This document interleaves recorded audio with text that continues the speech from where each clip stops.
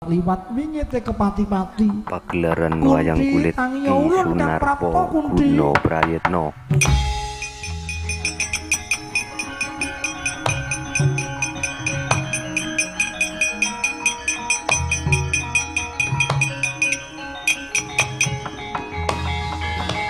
Kula tingali paduka pukulun Bathari Durga merpegi dhateng gesang kula. Ayu kaget ulun ingkang prapta. Pangabekti kula mugi konjuk pukulun. Ya wis ndak tampa. Ana wigati apa jeneng kita Kunti kok ninggalke Ngamarta ninggalke yoga-yoga kita. Dumunung ana sak tengahing alas Papariman Wulandara. Pukulun waleh-waleh menapa anggen kula nglampahi tarak brata prihatin. Sekawit kula kepengin mulyakaken anak turun kula para Pandhawa. Kowe kepengin nurukake anak turunmu para Pandhawa, kasinggihan mekaten pukulun. Raning negaring Astina ing sakmangke kasuwun dening yoga kula kepengin sanget muri negaring Astina saged wangsul dhateng yoga kula para Pandhawa pukulun. Bisa kasembadan Kunti, bisa kelakon. Nang syaraté jero Basuki mawa beya.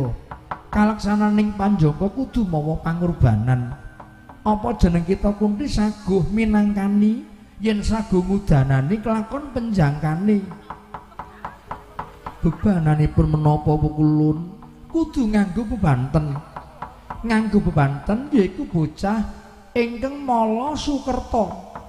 Bocah kang mala Sukerta lajeng ingkang dipun kersakaken menika sinten?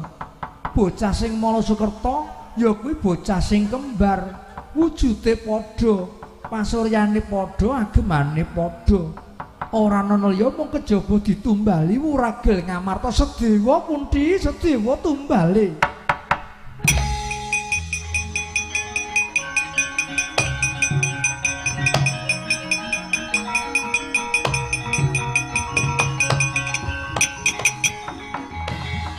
Menawi ngaten trimah mboten kemawon pukulun tobat kowe aja wangkal mengkot. Ulun sedya mbiyantu kelawan jeneng kita. Watak wantune Bathari Durga panjenengan ratune Ijajil, ratune iblis, ratune jim setan priprayangan klek-klek balungan tandha. Beda apa Kunti? Aku mulyake anak turunku yen nyatane kudu anjik-anjik kasengsarane anakku dhewe sedewa. Kowe watak buta buteng senengane aya. Ora sudi lan aja nganti aku koncatan, aja nganti aku pisah kelawan yogaku sedewa.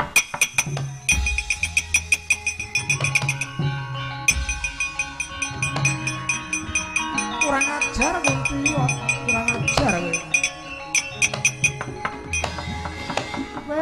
Ora patut banget jebul kowe ngina lawan jeneng ulun. Ngina kowe ya ngina. Ya. Najan dikaya ngapa tak kalang-kalang mengko bakale lali kowe Kunti. Mengko bakale kowe lali. Jem kalika mrene ya kalika.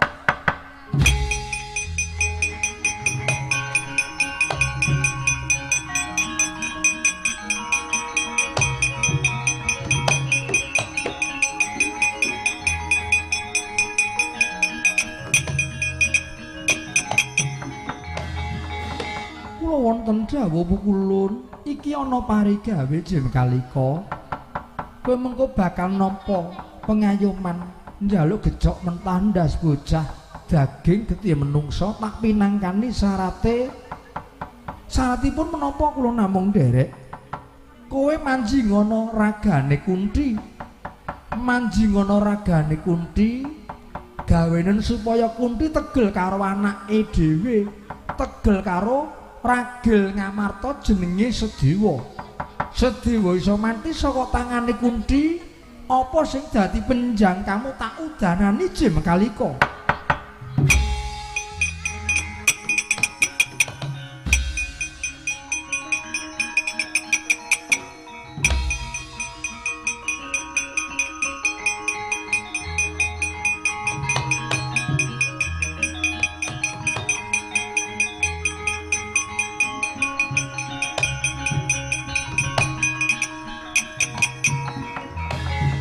wanita yang ngambar arum mring kusuma gemporong-gemporong yanangan dika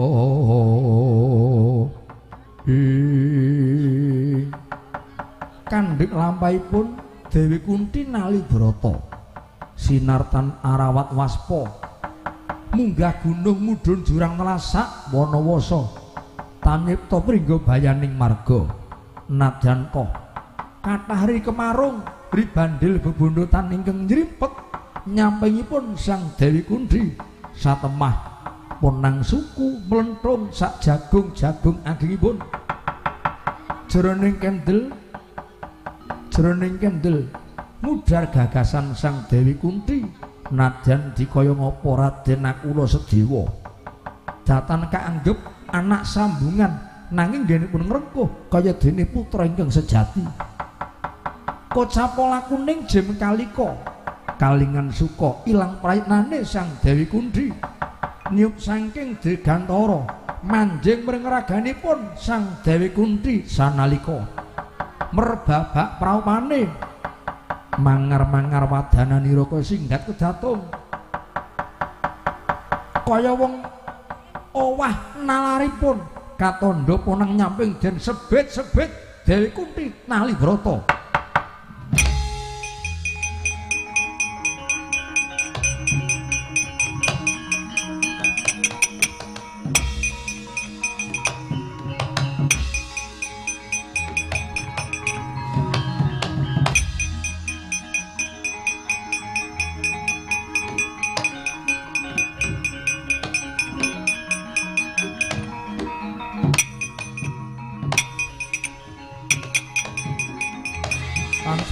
pamoring sukma sinukmaya winaya ing asepi sinimpen telenging kalbu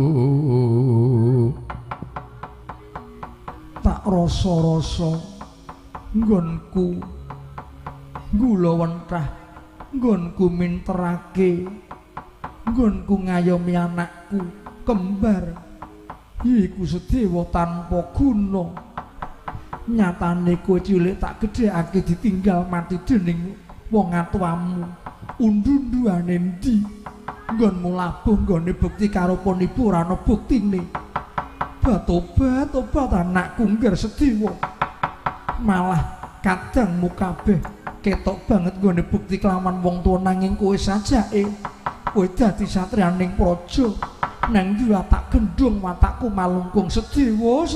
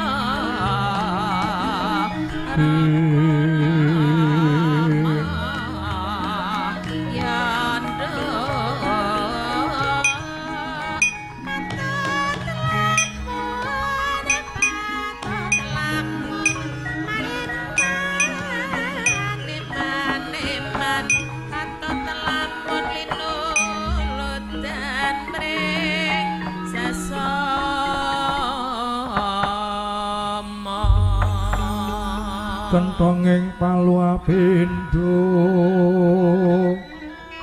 wangsiting kakung karagan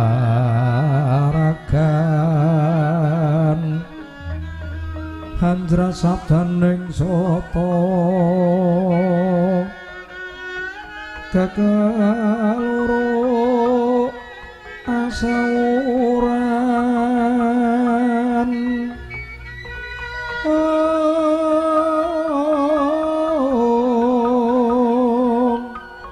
samono panme rahino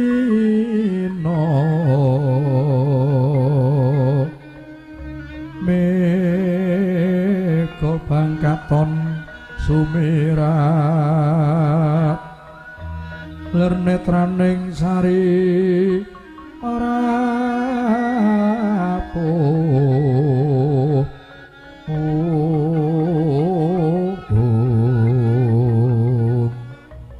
Sri Kunting ocehan barum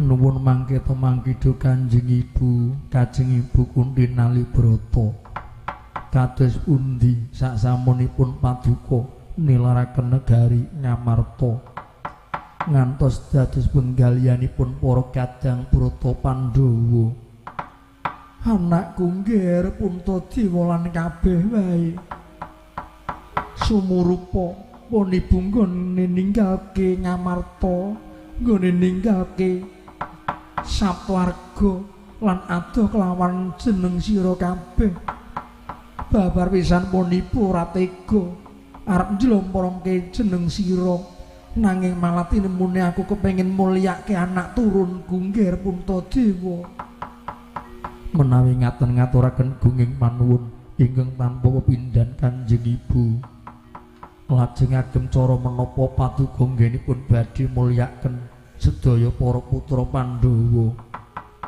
negara Ngastina bakal tumiba ana tanganmu lan yogaku Pandhawa kelakon jumeneng nata ana ing negara Ngastina nanging ana syarate sasmita gaib kang dak tampa kudu nganggo pangorbanan jerbasuki mawa beya kulub lajeng syaratipun menapa wah syarate apa Babu Kunti syaratipun menapa Kanjeng Ibu aja kaget kowe nggih aja kaget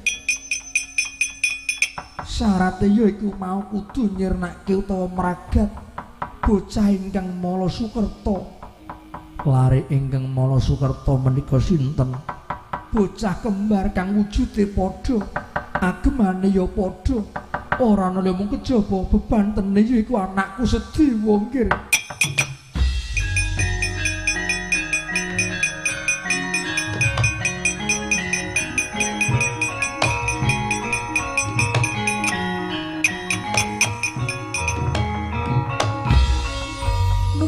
Bibi Kunti Nalibrata kula aturi emut menapa estu menika sasmita menapa ing sakmangke namung mujudaken panggodhanipun nafsu sekawan perkawis Kanjeng Ibu tinimbang kula kedah nglilakaken pejahipun kadang kula Dimas Sedewa trimah mboten kemawon Puntadewa kula mboten ngregem kamukten negari Ngastina mboten menapa-menapa ingkang baken Pandhawa cacah gangsal menika kedah wetah sekawit prasetyanipun kados dinihan 3 sak petarangan mukti setunggal sedaya wajib kinayoman yen pejah setunggal sedaya wajib mbelani menawi ngaten trimah mboten kemawon inggih Kanjeng Ibu trimah mboten kemawon wah Babu Kunti ora sah gaya kamulyan ora usah golek kamukten bedhae apa yen nyatane kudu nganggo kurban adikku Sedewa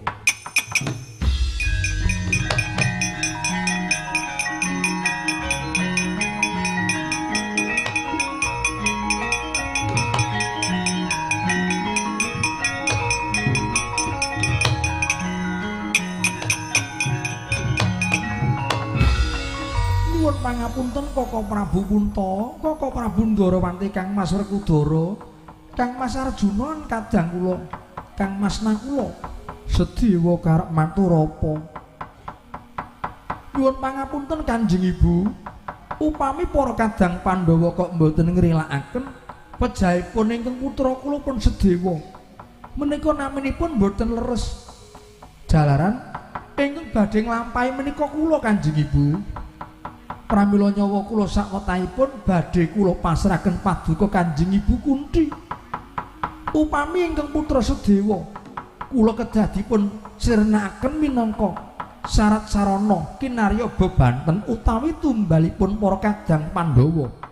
Babar pisan sak gluguting kolang-kaling saring mopi narasasa kula mboten gadah osik ingkang iri drengki malah kepara kula pasrah sumarah pejah gesangipun sedewa kula aturaken paduka Kanjeng Ibu Kunthi.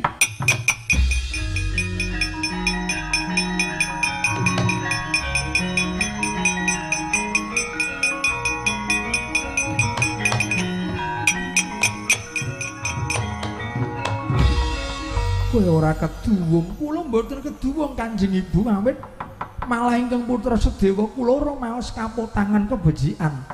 Sedewa kula lair dipun tilar seda konduran Ibu Madrim ingkang kula wentah Ibu Kunthi Nalibrata ngantos kula menika dewasa dipun pinteraken dipun kula wentah kula namung kalian Ibu ingkang minteraken sedewa ingkang kula wentah menika namung Ibu Kunthi Nalibrata. Dipun rewangi Kanjeng Ibu wontening peken sadian betakipun kagem ngayomi dhatenging putra kula pun sedewa yen pancen kowe rila marga ge metu njaba bareng pun Ibu nggih.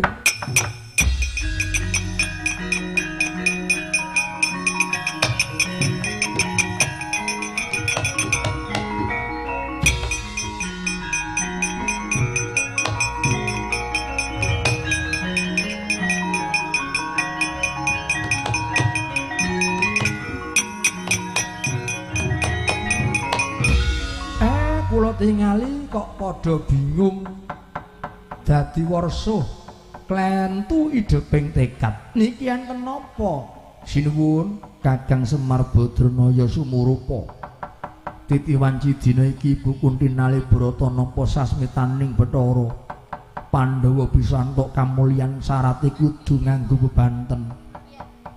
Tumbalipun sinten? Tumbale kadangku Dimas Sedewa. Mongko Dimas Sedewa ngrilake pati uripe apa kelakon Kakang Semar Kanjeng Ibu bakal tegel kelawan kadangku Dimas Sedewa.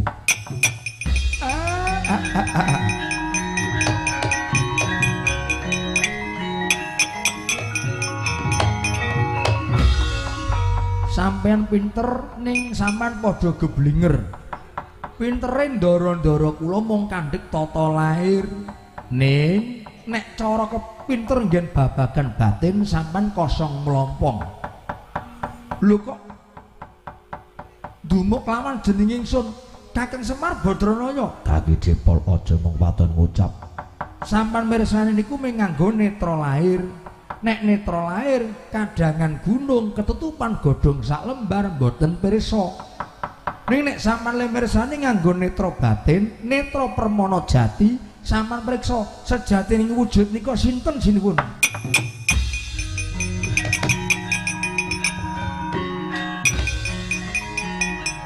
Menawi nganten kula nyuwun pamit Kyai Punta. Badhe medal Jawi inggih.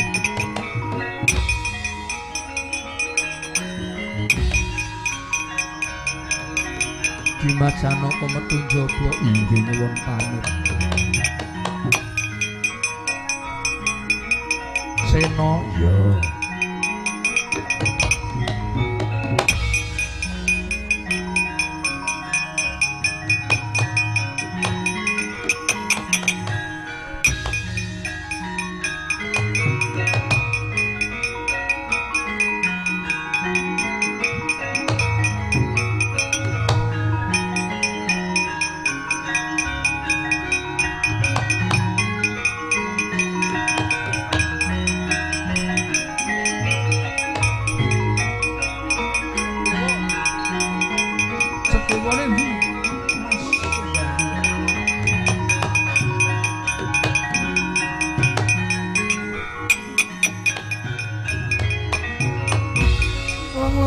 Indra mangungkung kanwal limang lelena tanpa kanin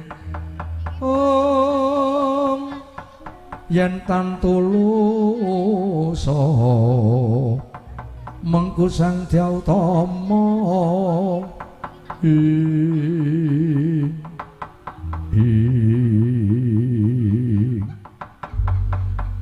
tandha Dakata mangkono kandhek lampahipun Dewi Kunthi nali brata esti ninggalih nedya mejahi ingkang putra Raden Sedewa bawaning sang Dewi Kunthi kang wis kapanjalman Jim Kalika mila ilang rasa prikamanungsane ical rasa prikamanungsane ingkang wonten namung Tegel Wentala arsa mejahi ingkang putra Raden Sedewa Kocapa pinuju keparenging Yang Widiwasa Sang Hyang Jagat Girinata ya Sang Hyang Bathara Guru ya Jagat Pratingkah uninga lamun ta wonten lampahan ibu Tegel karo yoganipun piyambak mangkono Sang Hyang Jagat Girinata nedya manjing mring raganipun Raden Sedewa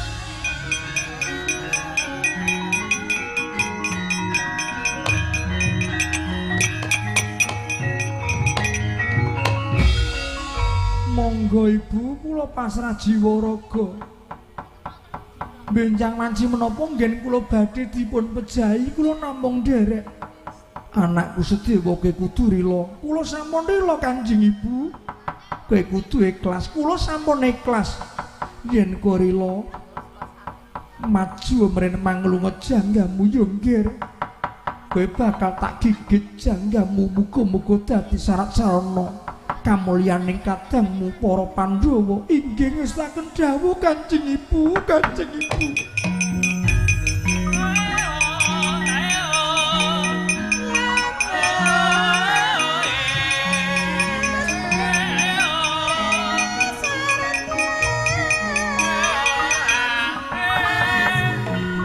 Dewi Kunthi kang wis kapanjalman Jim Kalika menyat saking palenggahan esti ninggalih dupi mulat memangsan ingkang wonten ngajenganipun ya anubruk padha sakala nanging Kocapa bawaning Sang Hyang Jagat Girinata kang wis manuksma maring jagatipun Raden Sedewa satemah ana daya luweh nempuh maring angganipun Sang Dewi Kunthi dawah plak kapidara Jim Kalika mijil saking raganipun Sang Dewi Kunthi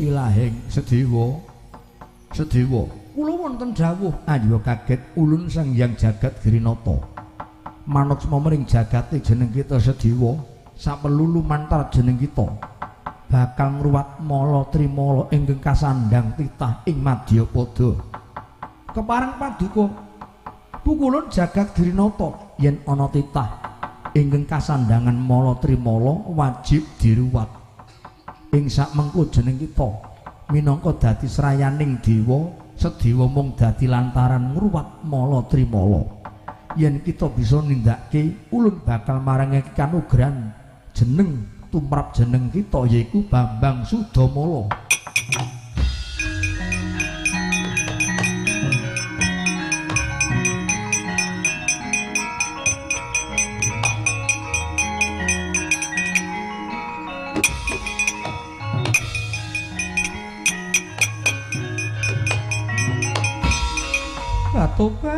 lah tame-tame jabang bayi Sedewa, Sedewa.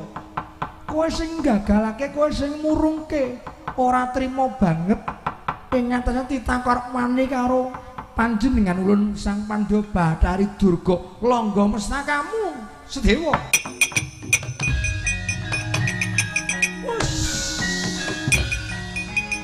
Waduh.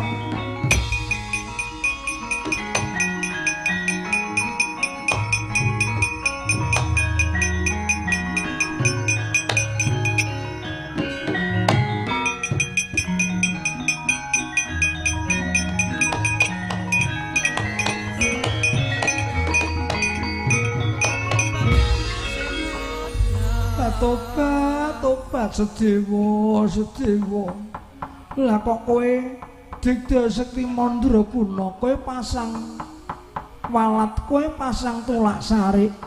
Aku arep nglonggo sirahmu nganti tiba kalenggak, ora bisa obah, ora bisa polah. Sedewa, Sedewa, aku njaluk tulung.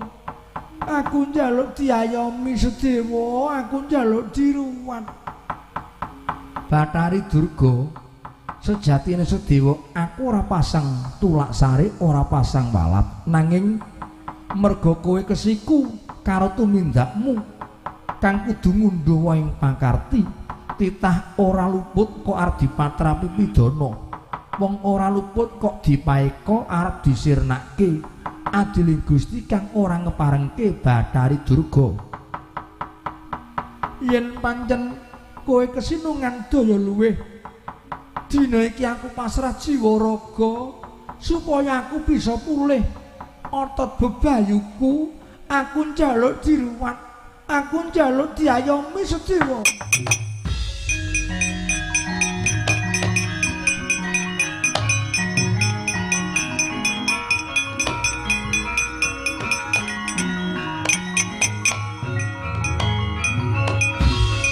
Bathari Durga, nggonmu mandeng aja nganggo netra lair, nanging nggone mandeng nganggo netra permana jati, supaya mengko ngerti sejatining wujud manglunga janggamu, weningna paningalmu, menepna panca indriyamu. Aku minangka dadi lantaran nggone bakal ngruwat mala trimalamu Bathari Durga. Awik nam astu nama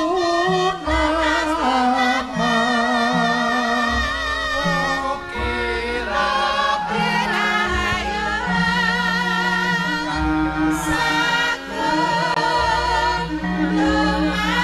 lumanti.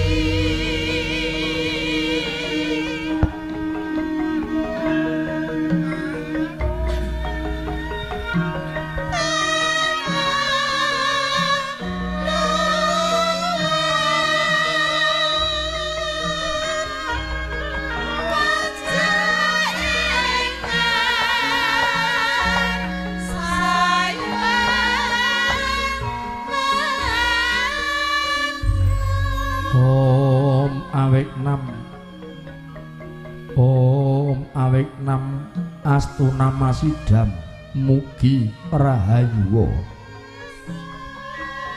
Om awik nam astu nama sidam mugi rahayu.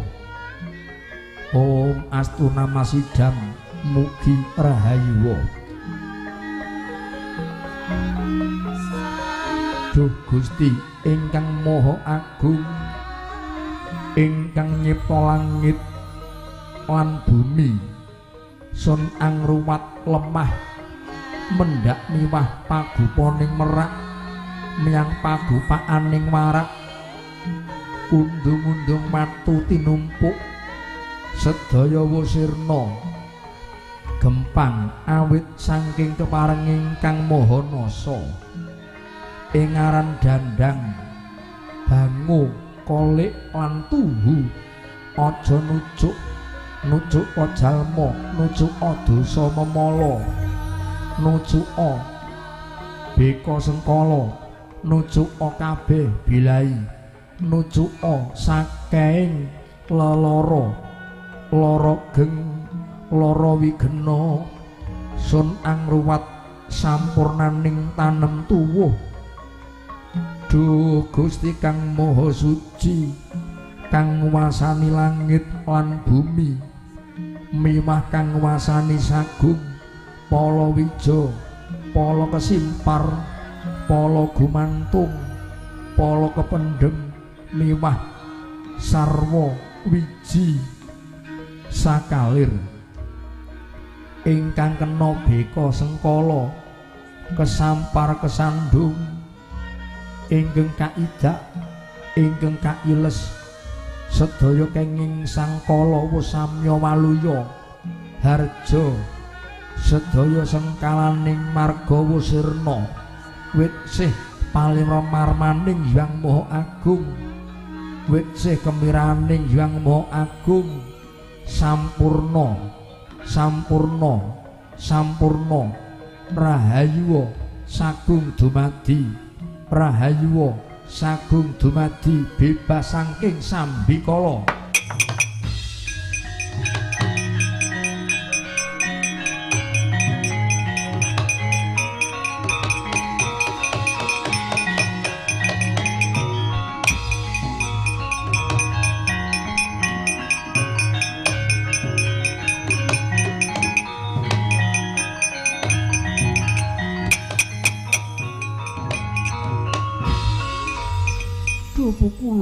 pukulun ngaturaken agunging panuwun ingkang tanpa pepindhan dene paduka pukulun sampun kepareng angruwat mala trimala kula satemah sukerta ingkang kasandang dening ingkang garwa sekawit kula wujudipun widodari Bathari Uma raning dipun anggep lepat mila ingkang garwa kula dipun sotaken dados ratuning kajiman ratuning perkasaan pukulun ngaturaken panuwun pukulun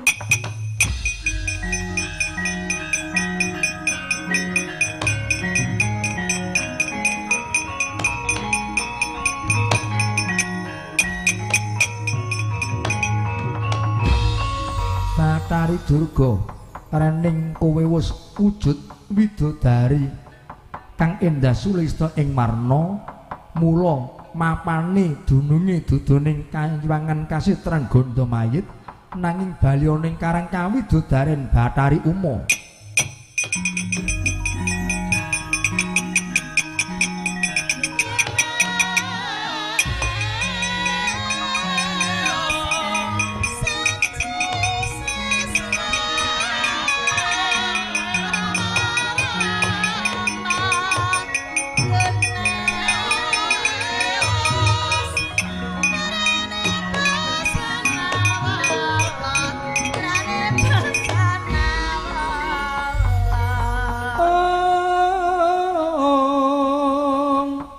Dewaya nuntun aprangsaya kang samya sarasaran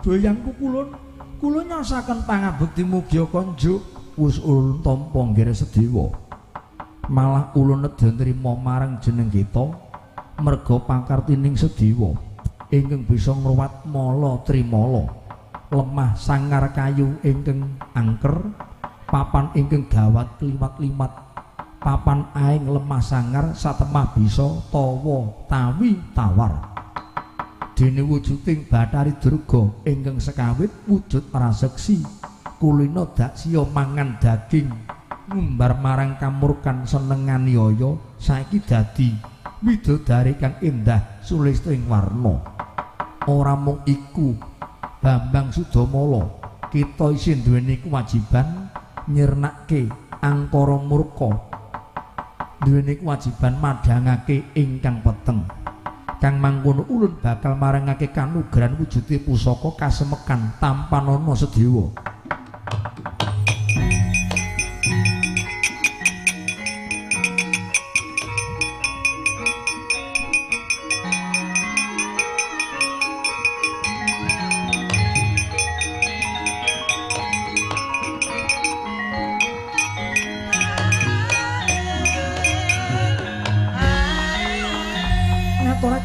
ngono yang pukulun lantaran pusaka iki sing peteng padangno. Sing peteng padangno sing ganjil supaya dadi jangkep ulun kandhara ing kayangan, Ger.